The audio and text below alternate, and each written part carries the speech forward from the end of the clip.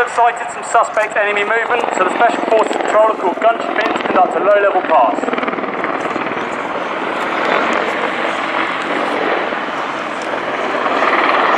Contact. Hunter's been engaged by 2 rocket-propelled grenades. Gunship, roger. Searching for the firing point. Gunship 1, this is Gunship 2. Enemy fighters spotted. My laser on. Gunship 1, good laser. Enemy sighted. I'll quickly summarise what's just happened. Hunter were engaged by rocket-propelled grenades and Gunship flew evasive manoeuvres. Gunship 2 on the left has identified the enemy and has drawn Gunship 1's sight onto the target using his laser. Gunship 1 will now deliver quick battle orders to the patrol. Gunship, target, RPG team, left wheel, engage with 30mm cannon. Gunship, you're cleared hot, 30mm.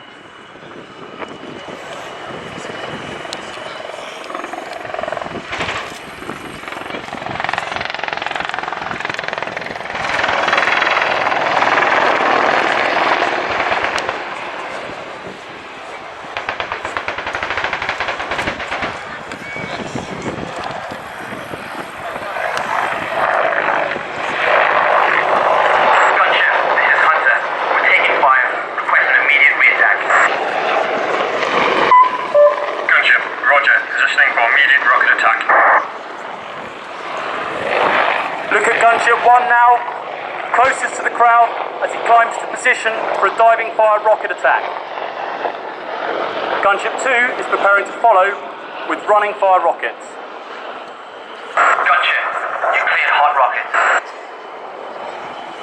3, 2,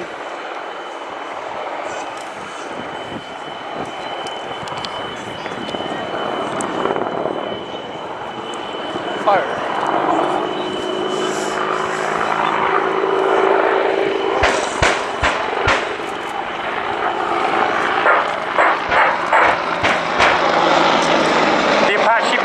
Conducted a combined rocket attack, and now Gunship 1 will perform a bunt in the overhead to confirm the target's destruction. This manoeuvres 10 tons of helicopter all the way through its pitch limits from 90 degrees nose up to 90 degrees nose down.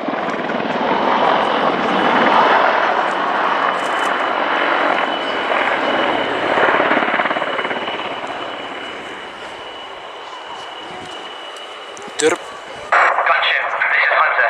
The enemy have consolidated in a bunker and we are taking heavy fire. Request a Hellfire missile strike. Gunship, roger. Returning to target.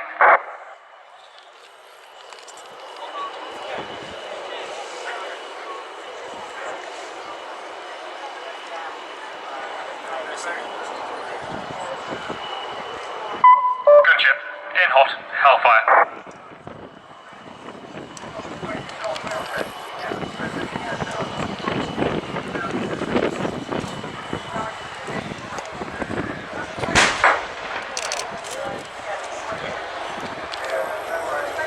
Gunship have just destroyed the enemy that were holding out in a bunker using a laser-guided Hellfire missile. Now they'll climb above the battlefield to assess the engagement.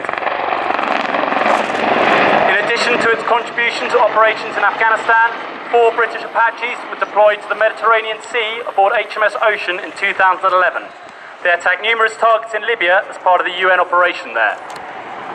Most of today's display team have recently returned from a maritime training exercise where we qualified to operate from the deck of HMS Ocean.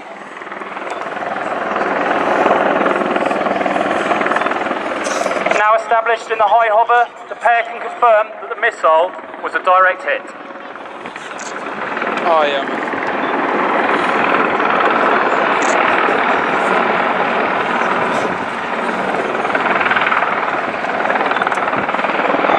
Gunship, you're taking fire from a second bunker.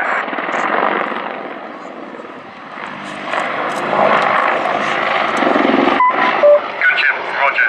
Setting up for a strafing run.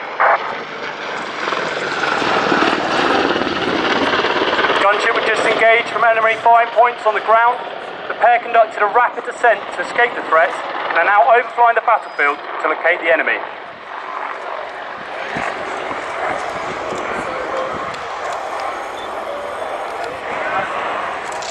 All our crews have experience on operations in Afghanistan, and we're primarily operational frontline crews.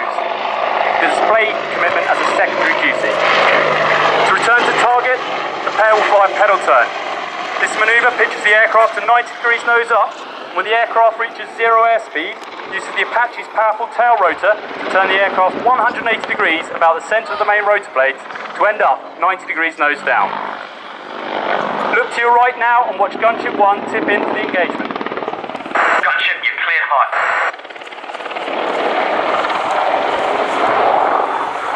3, 2, 1.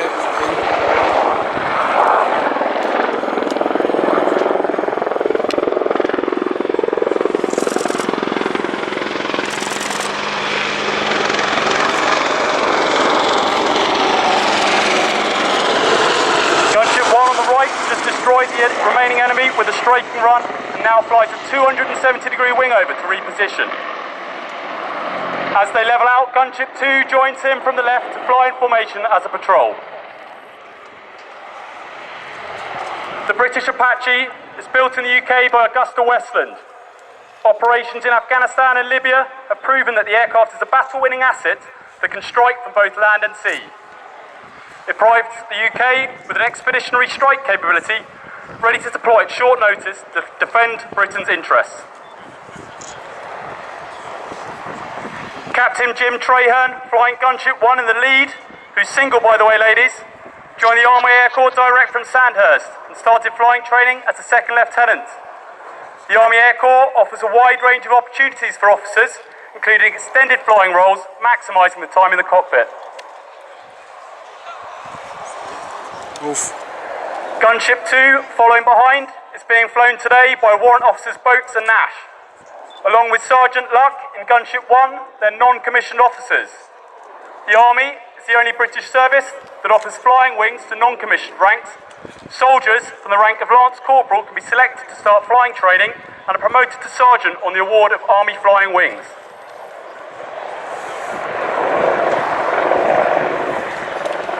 You've now seen the Apaches use their full range of weaponry to help the Special Forces Patrol, Hunter, defeat the enemy. During the next phase of the display, I'll talk a bit more about the Apache's weaponry and capabilities as they fly low and close up in front of you. If you look above the main rotor blades, you'll see the dome of the Apache's fire control radar. This can detect 1,024 targets, prioritise the 128 highest threats for the crew, and provide firing solutions for up to 16 radar-guided fire and forget Hellfire missiles.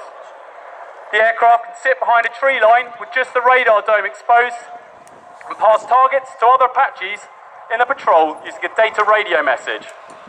The other aircraft can then destroy these targets from concealed battle positions without revealing their own position to the enemy.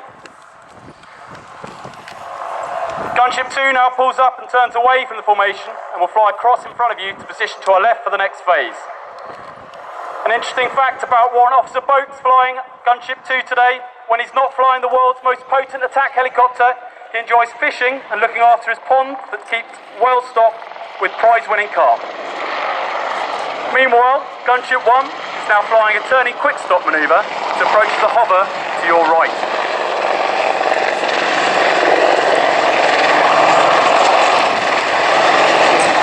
As the aircraft is showing off their hover performance, I'll talk you through the weapon systems on board the Apache. If you look at the pylons on the outer part of the aircraft, that is where the Apache's rockets are stored. Each rocket pod can carry up to 19 rockets. The aircraft is capable of carrying a maximum of 76. There are a variety of rocket types available to the crew, depending on the target type. Next to and inboard of the rockets are the Hellfire missile launchers. Each launcher can carry 4 missiles and enables up to 16 to be carried on each helicopter. The Hellfire has 2 different modes of guidance, laser or radar. The laser-guided variant flies to the laser beam fired from the aircraft, whereas the radar-guided one is fire and forget. Located under the nose of the aircraft is the 30mm cannon. This fires 10 rounds a second out to distances over 4 kilometres. The pilot wears a monocle over their right eye, which they can use to aim and fire the gun. On the very front, you can see the Apache's sighting unit. This allows the co-pilot gunner to find targets by day and night using up to 127 times magnification.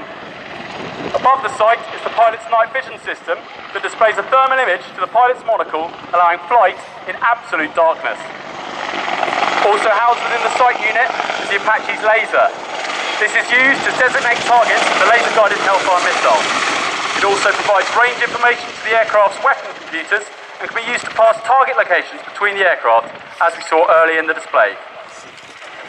The aircraft can be flown from either seat, and both crew members are trained to the same standard of flying. Operationally, however, the Apache is flown from the rear seat, allowing the co-pilot gunner in the front to use the additional controls he has to operate the sights and weapons. Ladies and gentlemen, we're almost at the end of today's attack helicopter display, but for more information, you can follow us on Twitter at Apache Display and on Facebook on the Attack Helicopter Display Team page. As the pair level out from their return to target maneuvers, the pilots will use all the power available to them from the Apache's engines to accelerate up to 140 knots.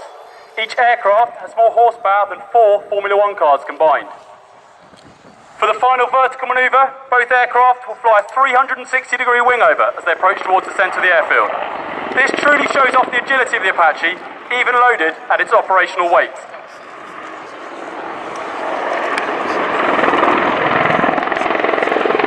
If you'd like to see the aircraft close up, learn more about the Apache and meet our team, come and see the Apache static display by the adrenaline zone in the green zone at RIAT today. There you can meet Gunship 3 pilot, Captain Blake Lee, standing next to me right now, who has flown the US Apache on operations during the exchange program. You can also visit the Army Air Corps recruiting stand and the rest of the Army stands in the red zone of the show today. Make sure you keep your cameras ready. We still have one last explosion for you.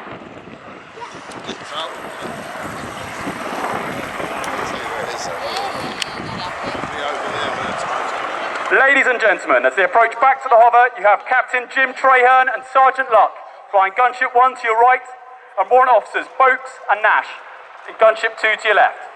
Please put your hands together for the 2015 Attack Helicopter Display Team.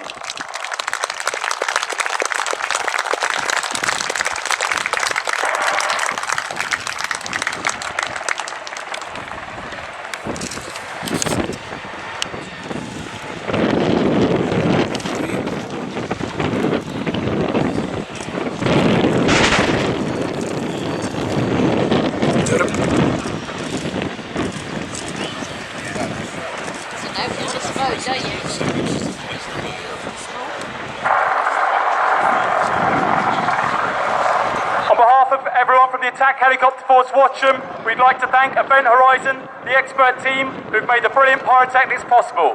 We also like to extend our thanks to the Royal International Air Tattoo for having us here today. Finally, we would like to thank you, the public, for your continued support to the British Armed Forces. Thank you. Well, thank you very much indeed, Captain Johnny Long there. Outstanding description. As an historic Army aviator myself, delighted to see some operational action in front of us. And talking of that, I've got alongside me Corporal Jamie Peters, and a big well done to him. He's from the Royal Logistic Corps.